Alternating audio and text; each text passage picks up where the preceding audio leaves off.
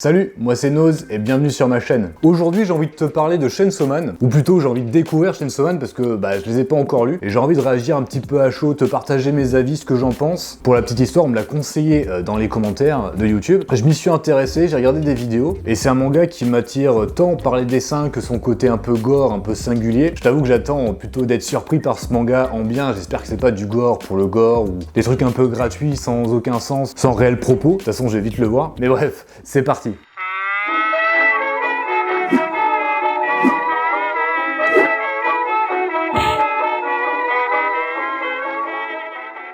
Alors directement, le tome 1, en toute logique. Cover, bon, pas non plus incroyable, mais pas non plus moche. Ça lance le délire en mode ça va être sanglant, il va y avoir plein d'armes, plein de trucs partout. Ok, regarde, check ça. C'est un shonen up, c'est pas un shonen. Voilà, c'est pour exprimer le fait que... amusant. Bon allez, ça dit quoi? Tatsuki Fujimoto, j'adore les tronçonneuses. Première page. Sérieux, je le vois direct. Ah ouais, ce mec a aucun amour propre. Très bien. Ah ouais, mais c'est giga gore. Bon, attention à la planche, si tu veux pas voir, check ça. Je sais pas si tu comprends la scène, mais dans la continuité, tu la comprends et c'est dégueulasse. Ouais, ça y est, j'ai des fourmis dans les jambes. Je crois que ça dépend des jours et des pantalons, en fait. Je fais des marathons de 50 000 tomes et y a pas de problème, et je lis 3 mangas, ça va plus, quoi. Quelle histoire, quelle histoire. Ouais, mais c'est plus que sanglant, en fait. Si ça, franchement, c'est un shonen, ça n'a plus aucun sens, quoi. Franchement, j'adore les dessins. Regarde la planche vite fait. Tu vois ce que je veux dire quand je te dis que c'est un côté brouillon et t'as l'impression en fait que quand le manga raconte des choses, en fait quand il se passe des choses, les dessins sont plus détaillés, il y a plus de traits, plus de détails et quand il se passe rien c'est plutôt blanc, c'est plutôt pauvre. J'imagine que c'est fait exprès et c'est une bonne idée quoi, parce qu'au final on va à l'essentiel et ça c'est plutôt cool. Ce serait carrément... Trop bizarre. La première personne qui se montre gentille avec moi. C'est une fille en plus, elle est mignonne, je l'aime. Enfin il y a des trucs qui te paraissent ridicules mais c'est pas loin d'être la réalité quand même. C'était sûr. Ah, les visages déformés. Ah, c'est violent. Plus un dessin a un côté un peu brouillon, plus tu peux déformer les visages pour faire des trucs un peu complètement fous. Un peu... bon, j'aime pas le comparer, mais un peu à l'Attaque des Titans. Tu peux vraiment déformer les images pour créer une espèce d'émotion un peu malsaine, un peu gênante, tu vois. Je trouve ça cool. Allez. Putain, le mec il se fait pas respecter, c'est terrible. Aïe, ça fait mal ça. Ma raison de vivre, ce sera les seins, putain. T'as des scènes où limite ton cerveau il sait pas trop comment réagir. Je sais pas si tu dois rire ou tu sais pas. C'est ça un concombre de... Oh putain. Oh secours. Ok. Waouh. Attends, laisse-moi réfléchir.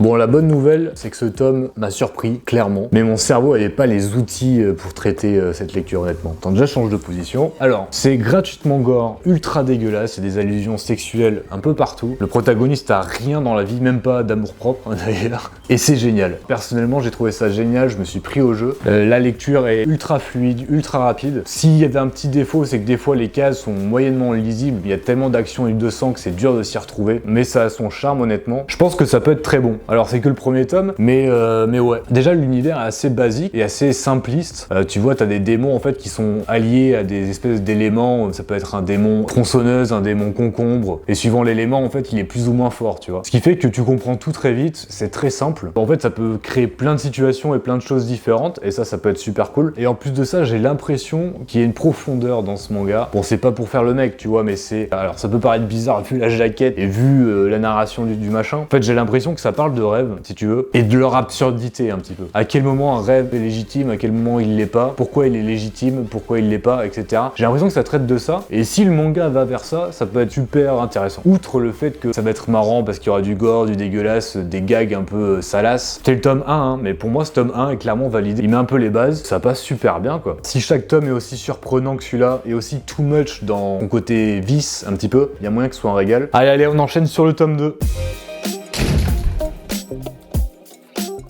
Ok, cool cover pour le tome 2. Alors cette nana, elle s'appelle Power. Donc c'est la collègue de Denji, le protagoniste. On est parti. Oh. Franchement, ouais, c'est stylé, c'est stylé. Regarde ça. Franchement, je comprends si on n'aime pas, mais on peut pas dire le contraire, ça a quand même pas mal de charme. Non, franchement, c'est beau, c'est beau. Évacuer le caca, moi je suis partisan de le faire. Tiens, la chasse, tu pues. Non, mais en fait, ce manga, je sais pas si des gens ont déjà fait la comparaison, mais ce manga, c'est le South Park des mangas, non? Il y a des trucs, c'est tellement sale que ça me fait penser à South Park. Bref. Ah ouais. Laisse-le te manger. Ok, alors autant le tome 1 posait un petit peu les bases de l'univers, tout ça, de présenter rapidement les personnages, autant ce tome 2 crée l'intrigue en fait. Tu comprends un peu l'objectif, le projet, l'équipe secret, toujours avec cet humour noir, ce côté crade, dégueulasse, très gore. Voilà, ça reste toujours surprenant, franchement il y a énormément de surprises, que ça soit dans la narration avec les vannes malsaines, gore, gênantes, et dans le scénario aussi, parce que t'as quand même énormément de retournements de situation. Je suis en train de penser que ce soit le tome 1 et 2, je m'y attendais pas. De manière générale, il y a beaucoup d'œuvres où je m'attends à ce qui va se passer. Là, pas du tout. En fait, ça prend toujours une direction un petit peu imprévue. Et ça, c'est un super bon point, je trouve. Voilà, c'est super bien narré, un petit peu à l'image de Demon Slayer. D'ailleurs, si tu n'as pas vu cet incroyable marathon, je t'invite à aller le voir. Hein. Bref, c'est un très bon tome. Ça continue. Je m'attendais pas spécialement à grand chose. Je m'attendais à quelque chose, mais pas spécialement un truc énorme. Et ça part super bien, Chainsaw Man. Yes. Bref. Suivant. Ensuite, pour finir, le tome 3 avec Himino, je sais plus comment elle s'appelle. Ouais, j'avais juste, pour une fois, c'est bien Himino, collègue de Denji, plutôt cool, plutôt marrante. C'est parti pour ce 3e tome découverte, let's go. Tatsuki Fujimoto, j'adore Hérédité. C'est toujours ce petit truc là, je comprends rien à ce qu'il raconte. Allez, c'est parti. Ah, mais c'est un délire, c'est un film d'horreur, quoi. Je viens d'avoir une illumination.